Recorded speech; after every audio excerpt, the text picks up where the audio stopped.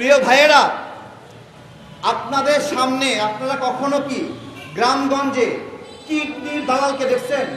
ওই যে কিডনি বিক্রি করে না, কিডনি দালাল দেখছেন? কিডনি দালালদের কৌশল কি বলেন তো?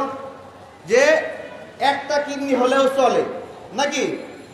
আরো কি কি কৌশল? নগদ টাকা পাওয়া যাবে। আবার আরেক ধরনের দালাল আছে, চিকিৎসার কথা বলে ঢাকায় নিয়ে আইসা গোপনে কিডনি খুইলে নেয়। ডক্টর ইউনূস হলো সেই কিডনির দালাল, সেই কিডনির দালাল যে আমাদের চট্টগ্রাম বন্দরের চিকিৎসার কথা বলে এই কিডনি খুলে নিয়ে আমেরিকার হাতে দেওয়ার আয়োজন করছে। মিল আছেনি? উনি বলে যে এদের কিডনি সমস্যা হয়েছে, এটা নাকি অসুস্থ, এটা সুস্থ করতে হবে। এখন সুস্থ করলে কি করতে হবে? আমেরিকার হাতে দিতে হবে, করিডোর দিতে হবে, ডিপি ওয়ার্ল্ডের কাছে দিতে হবে। কিডনির দালাল ধরা খাইছে নি? ধরা খাইছে? সাবধান হয়ে যান। বাস হাতে ঘোষণা দিলাম, যখন আমাদের সমন্বয়করা হাসিনার কাছে নথি স্বীকার করলো, হাসিনাকে মা ডাকলো, নথি স্বীকার করলো, আন্দোলন বন্ধ করে দিল, তখন ঘোষণা দিলাম যে দেশের মালিকানা বুঝে নিতে এসেছি।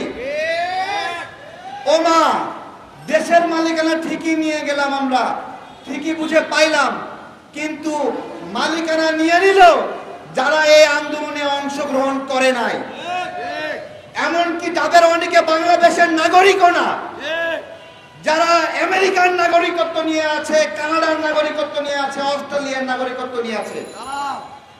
একদল ক্লাবের মেম্বার যারা রাত 11টা হলে মাল খেয়ে টাল হয়ে গল্প করে, তারা মিলে আমাদের অন্তর্বর্তীকালীন সরকার গঠন করলেন। আমার দেশের মালিকানা পাওয়া আর হলো না। যুদ্ধ করলাম আমরা, লড়াই করলাম আমরা, 666 কোটি টাকার কর মাপ নিয়ে গেল ডক্টর ইউনূস। ডক্টর ইউনূসের কর চুরি করা নতুন কোনো ঘটনা না। 2018 সালের বাংলা ট্রিবিউনে প্রকাশিত নিউজ, তার গ্রামীণ ফোনের কর ফাঁকি দেওয়ার পরিমাণ 50,000 কোটি টাকার উপরে। এক ডক্টর ইউনূস শুধুমাত্র গ্রামীণ ফোন দিয়ে 50,000 কোটি টাকা লুট করেছেন করের নামে। 2টা আস্ত পদ্মা সেতু নিজেই খেয়ে ফেলেছেন ডক্টর ইউনূস। গ্রামীণ ইউনিভার্সিটির অনুমোদন নিয়েছেন। আজকে উনি বলছে উনি আবিষ্কার করেছেন, উনি আবিষ্কার করেছেন, উনার অনেক ক্ষমতা, এই ক্ষমতা উনি প্রয়োগ করবেন। আপনি আবিষ্কার করেছেন অনেক ক্ষমতা, আর আমরা আবিষ্কার করেছি আমার পায়ের লাঠির জোর বেদম। এই বাঙালির পায়ের লাঠির জোর এত বেদম, ইয়াহিয়া আর আইয়ুব খানের পেটে লাঠি মাইরা গর্ভপাত কইরা বাংলাদেশের জন্ম দিয়েছে। আমাদের পায়ের লাঠির জোর ওই পাকিস্তানিরা বুঝে গিয়েছিল।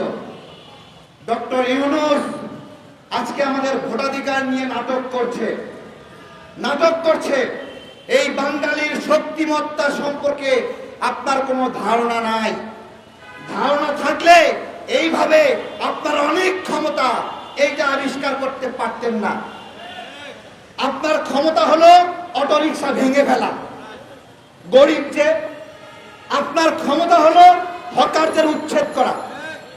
হাতে পায়ে ধরে বলছে আমার রিক্সাটা ভাঙো না, তারপরেও ভেঙে দিচ্ছে। হাতে পায়ে ধরে বলছে আমার এই ফুড ভ্যানটা ভাঙো না, ভেঙে দিচ্ছে।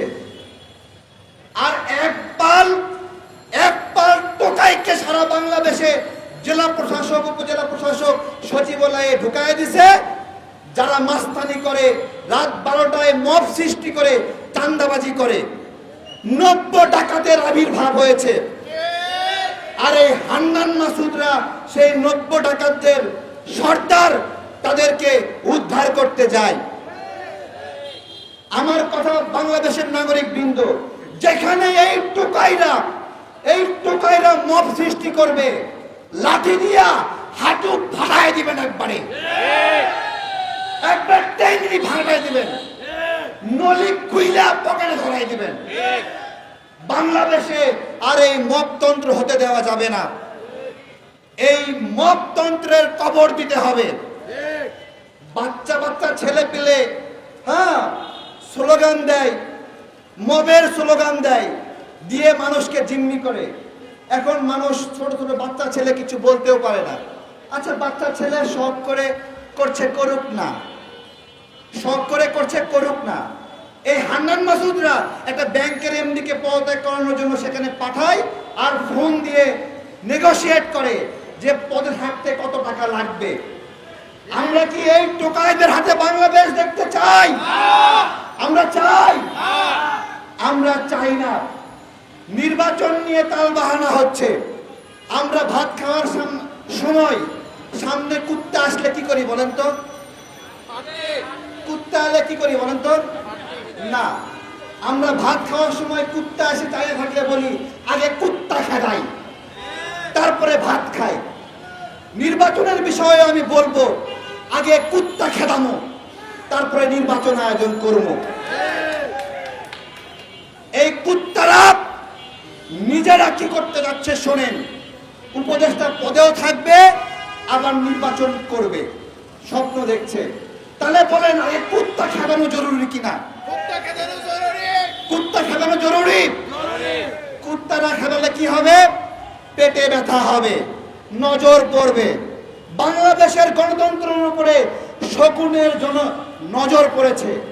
যেই শকুন অনেক জনপ্রিয়, যেই শকুন বন্দর যদি দিতে চায়, তাহলেও জনগণ বলে দিয়ে দাও বন্দর, দিয়ে দাও বন্দর। বিষয়টা গতকাল বলেছিলাম। পাবনার এক এমপি এক গৃহবধূকে ধর্ষণ করেছে। সেই গৃহবধূ ধর্ষণের বিচার চায় না, বলে এমপির সঙ্গে বিয়ে দিয়ে দাও। ওই গৃহবধূ যদি কোনো রাখালের দ্বারা ধর্ষিত হতো, তাহলেও কি বিয়ে হতে চাইতো? বলেন তো? না, বড় লোক দেখছে, এই জন্য ধর্ষিত হওয়ার পরেও ধর্ষণের বিচার না চাইয়ে বলতেছে বিয়ে দেন। আমেরিকারে বড় লোক মনে করে বলতেছে ধর্ষিত হই না, সমস্যা কি, বড় লোকই তো আছে। আরে ভাই, আমেরিকা তো শুধুমাত্র ধর্ষক না, তার বীর্যপাত করে ক্ষান্ত হবে না, আমার দেশ মাতাকে ছিন্ন ভিন্ন করে খাবে। এইটা কি কখনো বিবেচনা করেছেন? আমরা স্পষ্ট কথা, এই বন্দর নিয়ে নাটক করলে লাঠি হাতে নিয়ে যেরকম হাসিনাকে দৌড়ানি দিয়েছিলাম, ডক্টর ইউনূসকে এমন দৌড়ানি দিব, ওদের যার যার যে দেশে নাগরিকত্ব আছে, ওদের যার যে দেশে নাগরিকত্ব আছে, এক দৌড়ানিতে কাউরে সুইজারল্যান্ডে পাঠায় দিব, কাউরে আমেরিকায় পাঠায় দিব, কাউরে। আরে ভাই, ডক্টর ইউনূসকে বলি, ধরেন আপনি দুর্বল হয়ে গেছেন, আপনার পরিবারকে সার্ভিস দিতে পারছেন না, তাই বলে কি আপনার পরিবারকে আর একজনের কাছে বর্গা দিবেন? দিবেননি? আসলে দিবেননি? আচ্ছা, ওনার কথা বাদ দিলাম। ধরেন আপনি টাকা পয়সা কম, গরিব, বউরে ভাত কাপড় দিতে পারেন না ঠিক মতো, আপনি কি বলবেন প্রতিবেশীর কাছে যাও, ভাত কাপড় নিয়ে আসো? তাহলে আমার যে বন্দর, এই বন্দর যদি দুর্বল হয়, আমি বলবো আমেরিকার কাছে দিয়ে দিব? আমার লোক যদি দুর্নীতি করে, দুর্নীতির বিচার করবে। আমার যদি বন্দরে লাগতো 21 দিন, কতদিন লাগতো? 21 দিন, সেখান থেকে কমে আসছে 11 দিন। কেন কমে আসলো? নিউ মোরিং বন্দর আপডেট করা হয়েছে। তাহলে প্রথম আপডেটে অন্তত অর্ধেক সময় কমছে তো, নাকি? কমছে তো। তাহলে আমাদের প্ল্যান কি হবে? আমাদের প্ল্যান হবে আরেক দফা আমরা আপডেট করব, তাই না? আরেক দফা আপডেট না কইরা ডক্টর ইউনূস এটা বিদেশিদের হাতে দিতে যাচ্ছে।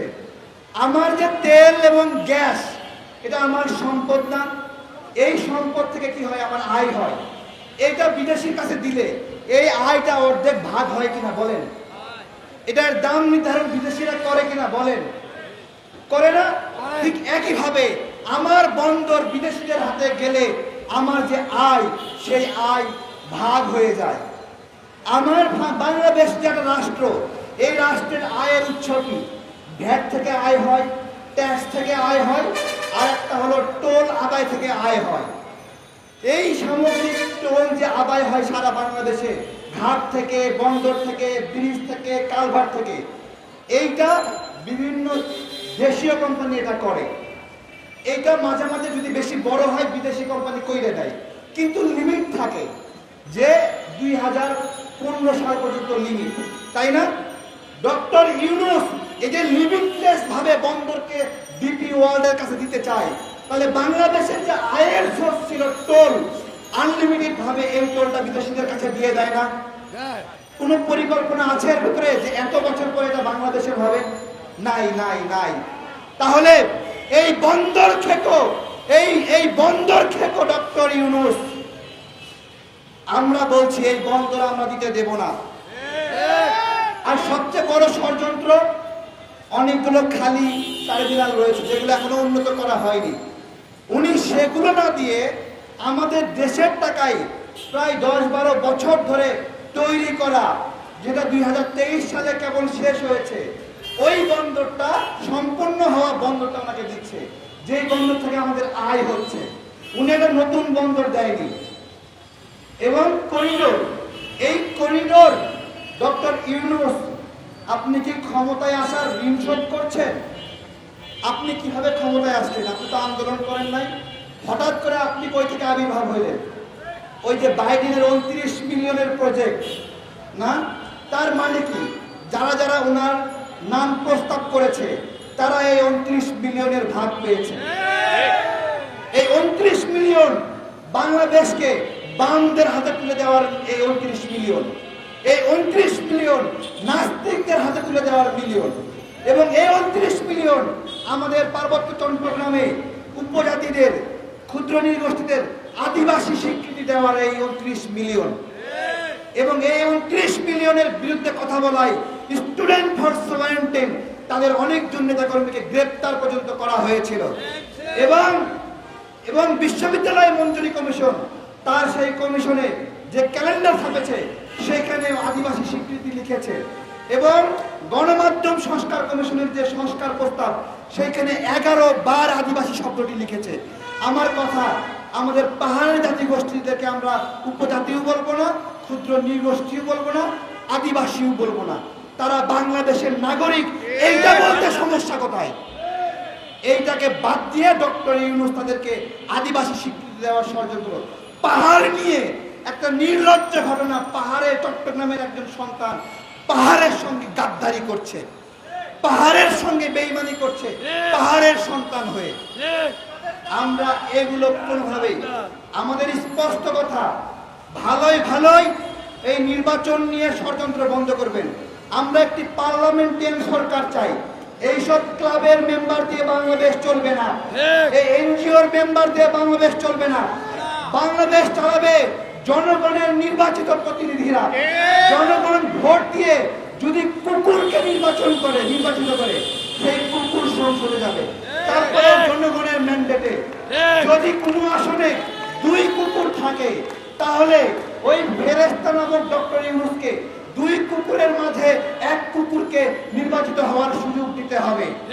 আমরা কোনো মতেই ডক্টর ইউনূসকে কুকুর হতে দেব না, যে নিজে নির্বাচন করে সংসদে প্রধানমন্ত্রী হওয়ার স্বপ্ন দেখবে। এই কুকুর আমরা হওয়ার সুযোগ দেব না। ধন্যবাদ সবাইকে।